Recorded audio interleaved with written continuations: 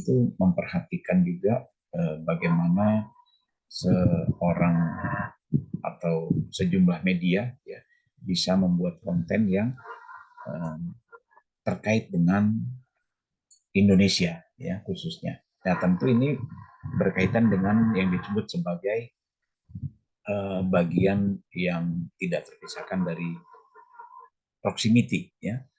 Tentu proximity ini adalah yang sudah kita bahas juga berkaitan dengan kedekatan ya, atau kedekatan ini juga berkaitan dengan tempat ya, berkaitan dengan tempat lahir ya, bisa juga kedekatan itu berkaitan dengan pendidikan ya, walaupun Anda berada di luar negeri misalnya ya, Anda akan selalu tertarik dengan konten-konten yang berasal dari tempat tinggal Anda lahir ya, pada saat Anda lahir dulu, Anda lahir di Indonesia atau Anda lahir di daerah yang lain gitu ya, dan itu akan mempunyai aspek proximity ya.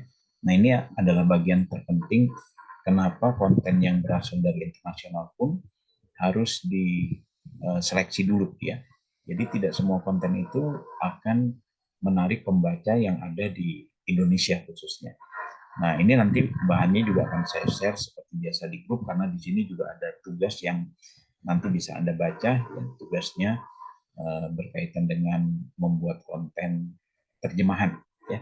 Dan nanti konten ini tidak harus satu konten ya, jadi Anda boleh menerjemahkan lebih dari satu konten ya. Misalnya Anda yang senang dengan konten lifestyle ya, entertainment misalnya ya, atau konten politik luar negeri ya. Konten politik luar negeri itu yang paling hangat tentu adalah perang Rusia dan Ukraina ya.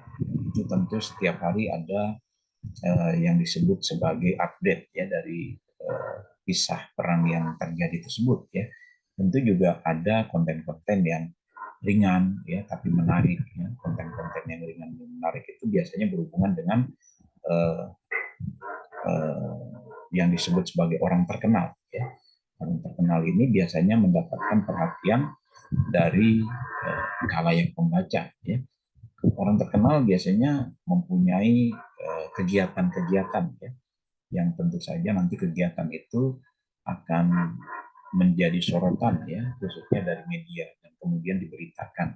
Nah, berita-beritanya itu ada di media-media internasional ya.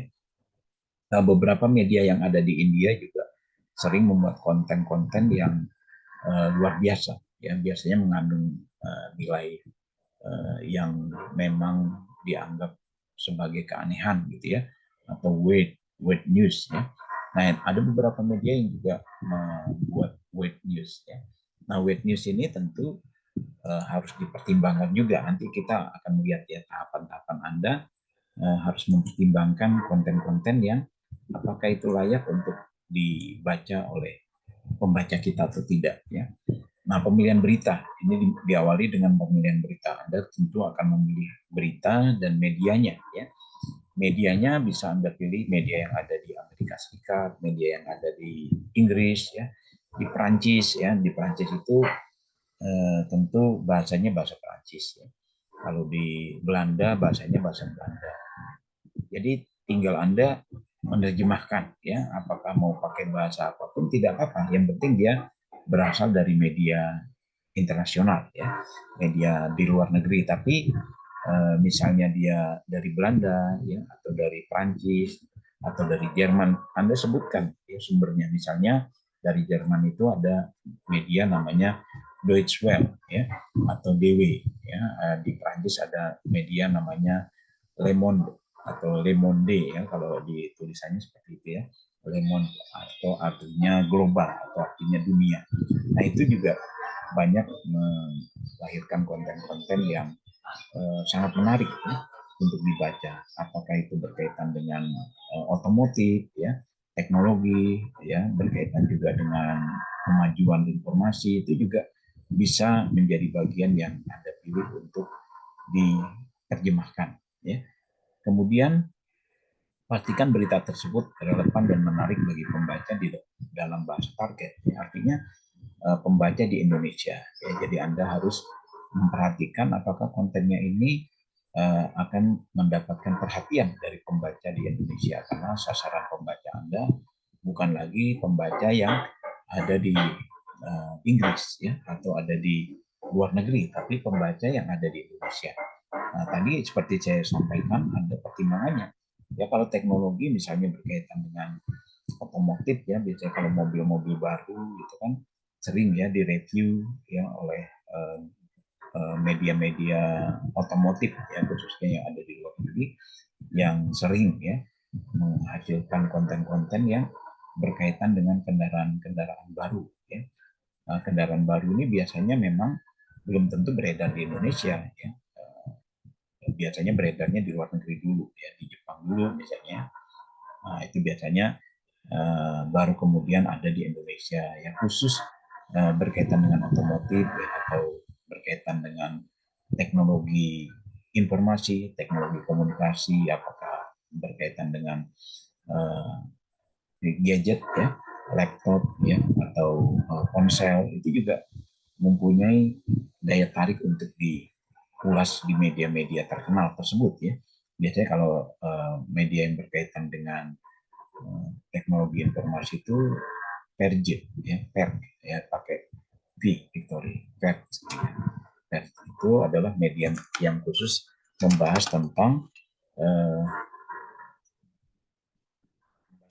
teknologi ponsel ya. Ya, kita lanjutkan. Kemudian setelah Anda memilih kontennya, Anda kemudian melanjutkan dengan proses memahami konteks ya. Nah, ini cukup penting khususnya Anda yang menulis tentang yang berkaitan dengan kebudayaan ya, berkaitan dengan kebiasaan adat istiadat ya, itu tentu harus memahami konteksnya.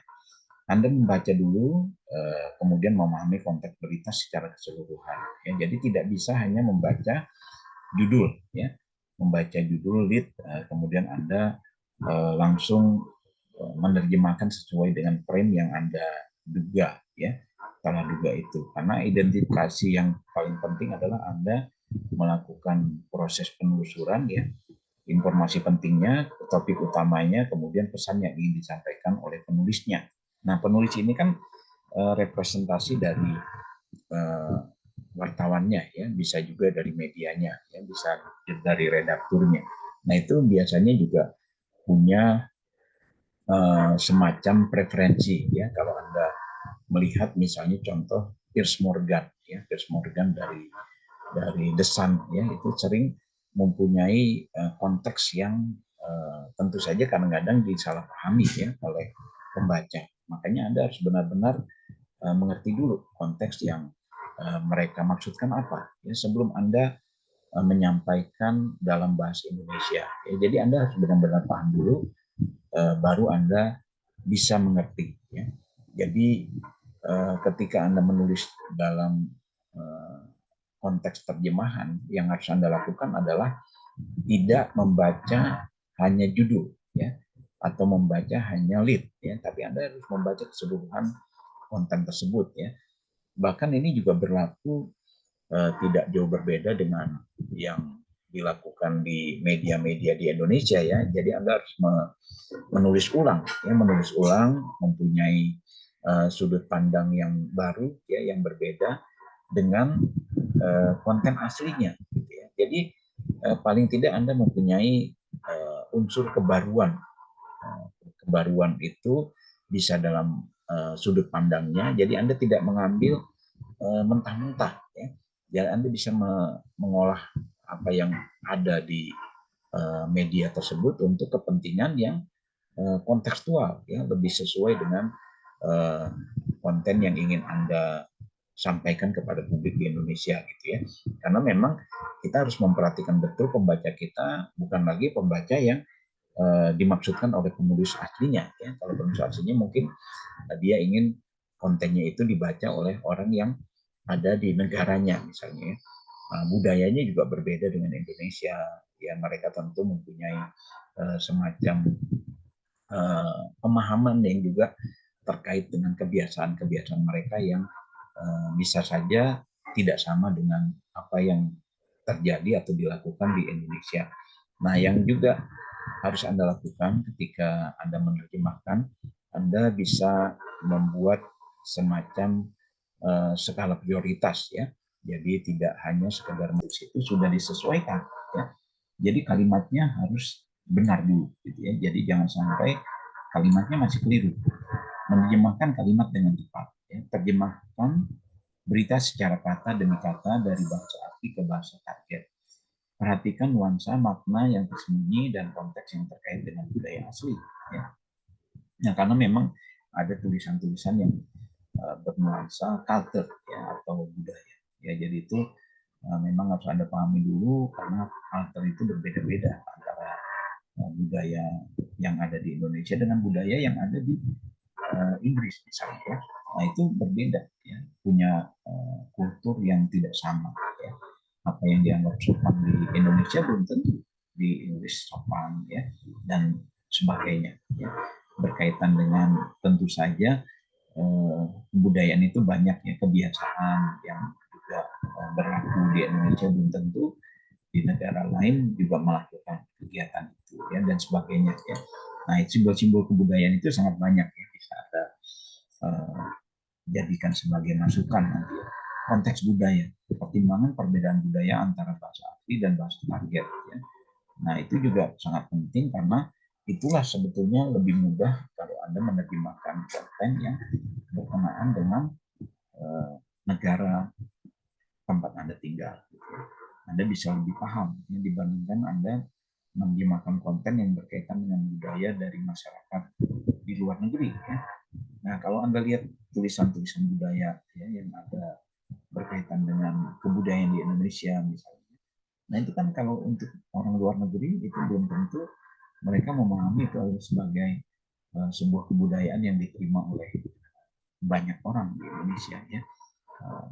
Misalnya Anda lihat ya orang-orang yang tidak membuat sebuah terobosan ya terkait dengan teknologi. Ada kan masyarakat yang tidak menerima teknologi gitu ya dalam kehidupan sehari-harinya, tapi kan di luar negeri juga ada ya, ada masyarakat yang seperti itu yang tidak mau bersentuhan dengan teknologi ya, seperti masyarakat di Baduy ya. Baduy itu kan cenderung tidak mau ya, walaupun mereka bisa tapi mereka tidak mau menggunakan atau memanfaatkan teknologi, bahkan sambungan internet itu diminta dihapuskan ya dari kawasan Baduy ya. Selama ini kan ada ya yang namanya sambungan internet itu, tapi mereka minta itu dihilangkan ya, jangan sampai ada di Baduy ya. Nah, itu sudah diajukan ya, tapi masih dalam proses. Kemudian pastikan terjemahan tidak hanya akurat secara linguistik ya, tapi juga mencerminkan sensitivitas budaya dan dapat dimengerti oleh pembaca target ya. Itu adalah bagian yang bisa